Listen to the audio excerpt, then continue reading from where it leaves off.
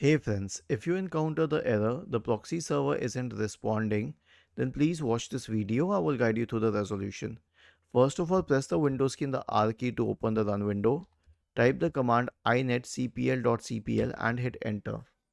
This will open the Internet Properties window. Go to the Connections tab.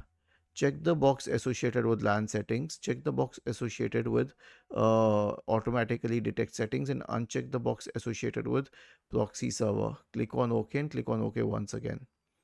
The next solution is to power cycle the network. And how would you do that?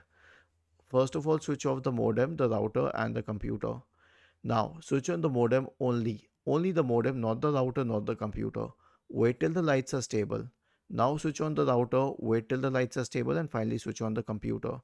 If you have a modem router combination like an all-in-one router, then simply switch on the router and the computer. Simply switch on the router, wait till all the lights are stable, and then switch on the computer. And finally perform a network reset. So how would you perform a network reset? So right click on the start button, select settings from the menu, go to the network and internet tab on the list on the left hand side and select advanced network settings in the right pane. Select network reset and finally click on reset now and then on yes. Was this helpful? If yes, then please subscribe to the channel. If not, then let us know in the comment section of the video on how we could help you further. Thank you for watching this video and have a nice day.